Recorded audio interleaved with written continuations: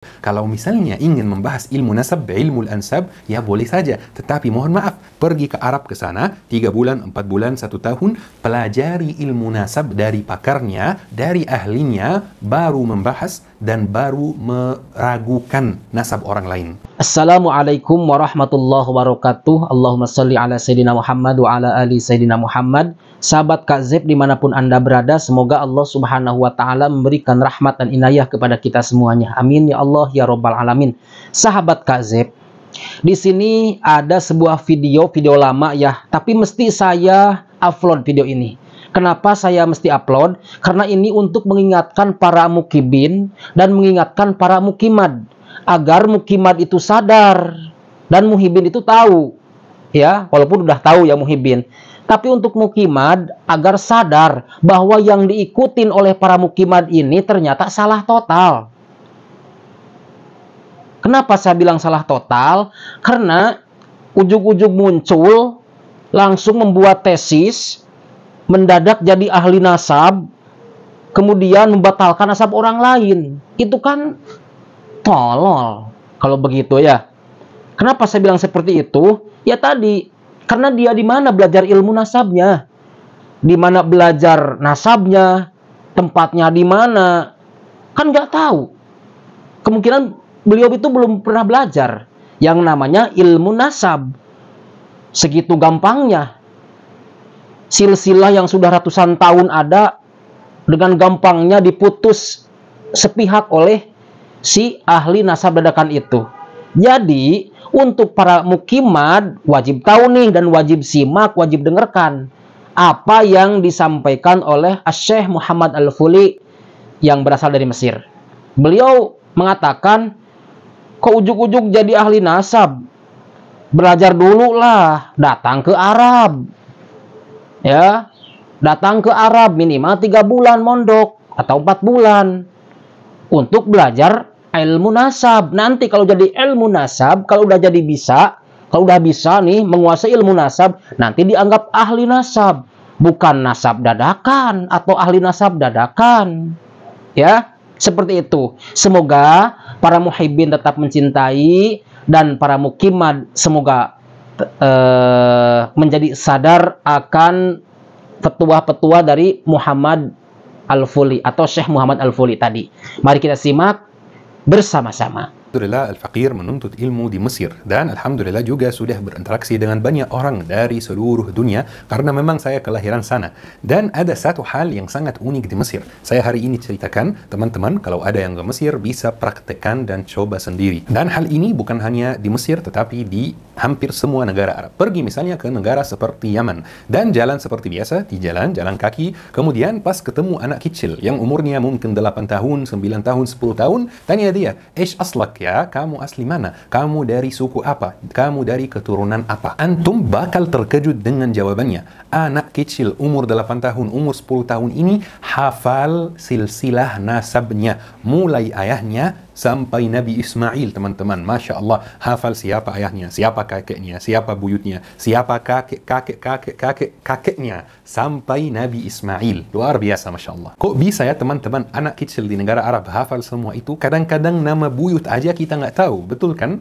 Dan ini sebenarnya hal yang sangat wajar, karena ada tradisi di negara Arab, Arab Saudi, Yaman maupun Mesir, yang namanya ilmu ansab, ilmu nasab. Ini salah satu ilmu yang sangat canggih dan sangat modern di negara Arab.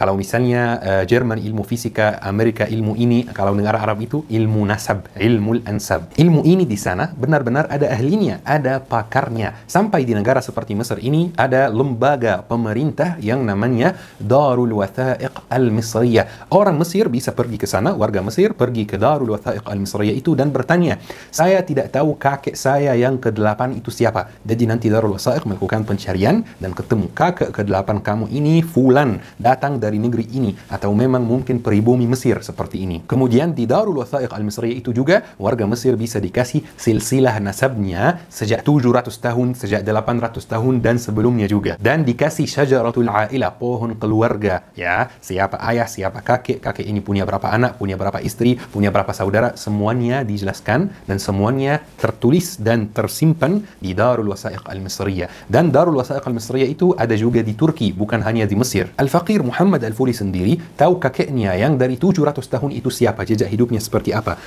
datang dari negara mana, istrinya siapa, anaknya siapa. Saya tahu semua informasi ini. Ini sudah hal yang sangat wajar di sana. Bahkan di Arab Saudi dan di Yaman lebih keren, lebih detail, lebih teliti lagi. Di sana ada dari tokoh masyarakat yang namanya pakar ahli nasab. Dia itu kalau misalnya ada perselisihan, dia didatangkan, kemudian ditanya, ini anak siapa, ini istri siapa, ini keponakan siapa, ini sepupu siapa. Dia tahu semuanya, kenal satu persatu. Cerita yang Al-Faqih sampaikan sekarang ini kesimpulannya bahwa ilmu nasab ini adalah ilmu yang mu'tabar, yang ada ahlinya, yang ada pakarnya, yang ada detailnya. Makanya para ulama mengatakan, man takallama fi ghairi fannihi ata bil ajaib. Barang siapa yang berbicara, yang membahas ilmu yang bukan ilmunya, bidang yang bukan bidangnya, maka dia akan memunculkan banyak keanehan. Dan itulah yang terjadi dalam masalah habaib yang sempat viral beberapa minggu dan beberapa bulan yang lalu. Banyak orang yang muncul di sosmed yang membahas soal silsilah nasab habaib. Banyak orang di antaranya juga yang saya sendiri kenal secara pribadi, kenal secara langsung, yang saya hargai dan saya hormati sebagai teman. Tetapi ini bukan bidangnya. Makanya pembahasan mereka itu sangat aneh dan sangat tidak masuk akal. Karena memang ini bukan ilmunya, ini bukan bidangnya, ilmu nasab. Sampai wallahi kadang-kadang sambil saya melihat itu, saya sedikit ketawa. Bukan karena merendahkan, tetapi karena apa yang dibahas ini benar-benar tidak masuk akal.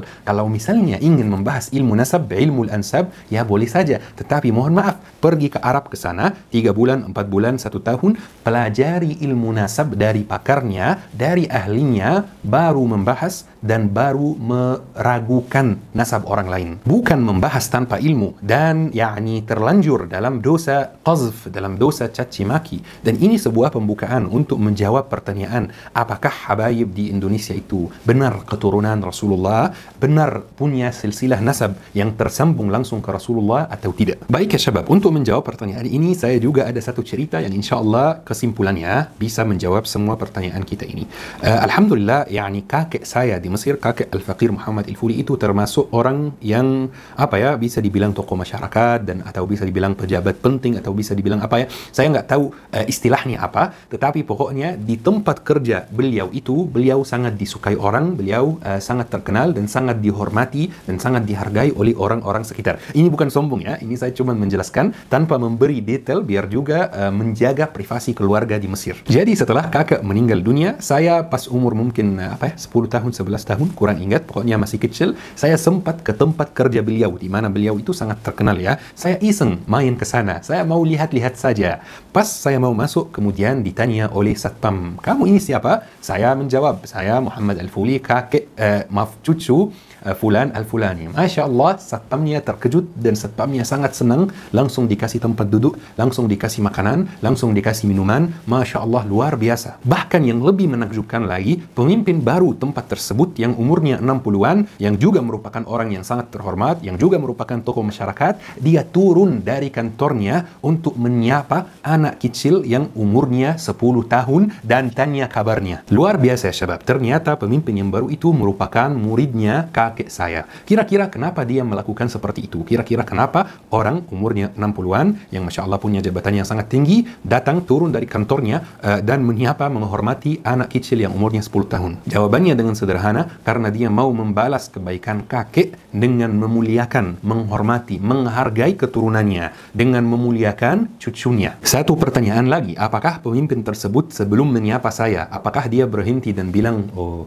kamu yakin kamu ini keturunan guru saya? Kamu yakin kamu ini keturunan beliau? Kamu mana buktinya kalau kamu keturunan guru saya? Dia nggak melakukan ini karena dia tahu kalau dalam Islam ini hukumnya haram. Haram hukumnya kita meragukan nasab seseorang. Ini dosa yang tidak kecil, teman-teman. Dalam agama Islam, jika ada satu orang yang mengaku misalnya dari keturunan si fulan, dilarang kita mengingkari, terima saja. Tetapi di waktu yang sama, ada ancaman yang sangat berat buat orang yang mengaku dari sebuah keturunan, tetapi ternyata mereka bukan dari keturunan tersebut. Ada ancaman yang lebih berat lagi dan dosa yang lebih besar lagi. Rasulullah bersabda, "Man idda'a ila ghairi abihi wa huwa ya'lamu annahu ghairu abihi, fal jannatu 'alaihi haram." Barang siapa yang mengaku bernasab ke selain ayahnya dan dia tahu kalau ini bukan ayahnya, maka surga diharamkan atasnya. Surga diharamkan baginya ya teman. teman-teman, ancaman yang sangat berat. Rasulullah bersabda, "Laisa min rajulun yadda'i ila ghairi abihi wa huwa ya'lamuhu illa kafar." Barang siapa yang mengaku bernasab ke selain ayahnya dan dia tahu kalau ini bukan ayahnya, maka dia kafir, keluar dari golongan muslimin. Subhanallah ya syabab, ancaman yang sangat keras. Tetapi kalau diperhatikan, konsekuensinya di akhirat, bukan di dunia. Misalnya tidak masuk surga, misalnya kafir, semuanya konsekuensinya di akhirat, bukan di dunia. Kalau kita di dunia, kita tidak berhak meragukan nasab seseorang. Kita tidak berhak mengatakan kepada seseorang, nasab kamu bermasalah, buktikan. Karena ini termasuk caci maki, termasuk qazf, dan ada dosanya. Jika kita merasa kalau dia itu misalnya berbohong, tinggal diam saja, terima saja. Sudah, nanti di akhirat semuanya akan jelas. Mungkin ada yang akan bertanya, berarti Ustaz, kita tidak boleh menanyakan nasab habaib di Indonesia, betul kan? Jawabannya, menurut saya, menurut Al-Faqir, tidak boleh dan tidak penting dan tidak bermanfaat jika kita menanyakan nasab siapapun. Tetapi untuk mengantisipasi masalah tersebut, keturunan Rasulullah di setiap negara yang mereka kunjungi, mereka mendirikan lembaga, yayasan, untuk memverifikasi, untuk mengecek nasab silsilah setiap orang yang mengaku kalau dia dari keturunan Rasulullah SAW. Setiap orang yang mengaku hal tersebut dicek oleh yayasan yang mereka dirikan itu. Kira-kira dia benar, jujur, atau bohong. Kalau di Mesir misalnya, namanya Niqabatul Ashraf. Kalau ada yang keturunan Rasulullah, pasti dia punya karne, punya kartu dari Niqabatul Ashraf tersebut yang isinya betul orang ini dari silsilah nasab Rasulullah SAW.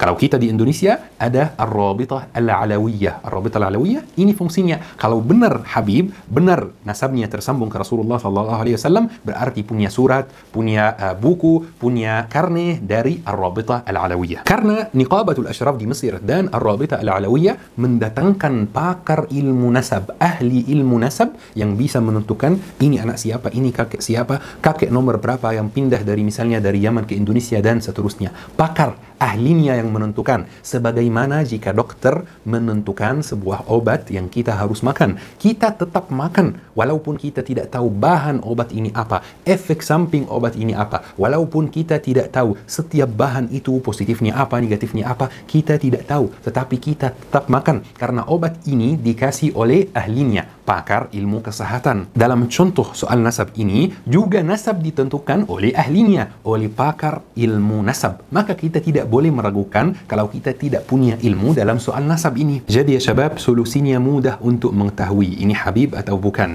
Jika terdaftar dalam Rabitah Alawiyah, maka dia 100% Habib. Tidak ada keraguan dan tidak boleh ada yang meragukan karena dia dapat sertifikat, dapat pengakuan dari pakar ilmu nasab bahwa dia keturunan Rasulullah. Tidak ada keraguan dan tidak boleh ada yang meragukan. Ya syabab, dalam cerita yang Al-Faqir Muhammad Al-Fuli tadi sampaikan, orang yang jabatannya tinggi itu yang umurnya 60-an menghormati dan menghargai anak kecil yang umurnya 10 tahun karena kakek anak kecil tersebut, yaitu saya waktu itu, merupakan guru pejabat tersebut.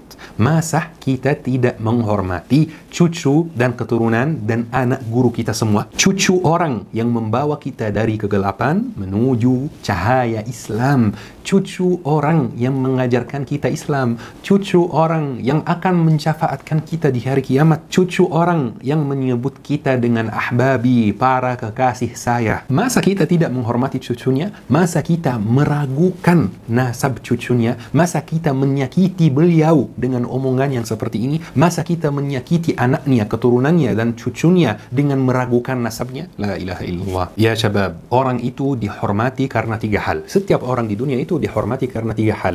Semakin dia menguasai 3 hal tersebut, maka semakin dia dihormati. Yang pertama adalah akhlaknya. Jika akhlaknya mulia, dia dihormati orang. Yang kedua adalah ilmunya. Jika dia berilmu, maka dia akan dihormati orang. Yang ketiga nasabnya. Jika dia misalnya merupakan anak teman dekat kita atau anak misalnya guru kita, maka kita akan menghormati dia. Mungkin ada yang akan bertanya, mohon maaf Ustaz, kadang-kadang saya lihat di YouTube atau di dunia nyata ada beberapa orang yang habaib yang mohon maaf akhlaknya tidak seperti kakeknya. Mohon maaf melakukan hal yang tidak boleh dilakukan. Ini bagaimana Ustaz? Ini jawabannya dengan sederhana. Masih ingat 3 hal yang saya baru sebutkan ini? Akhlaknya, ilmunya, dan nasabnya. Jika orang itu yang mohon maaf akhlaknya kurang, dia itu akhlaknya misalnya tidak dapat, ilmunya tidak dapat, tetap dapat nasabnya, maka kita tetap menghormati dia karena nasabnya, bukan karena akhlaknya, bukan karena ilmunya. Tetapi kalau misalnya kita ketemu Habib yang akhlaknya dapat, yang ilmunya dapat, yang nasabnya dapat, maka ini wajib dihargai, wajib dihormati, wajib dimuliakan karena bisa menjadi guru sekaligus murabbi.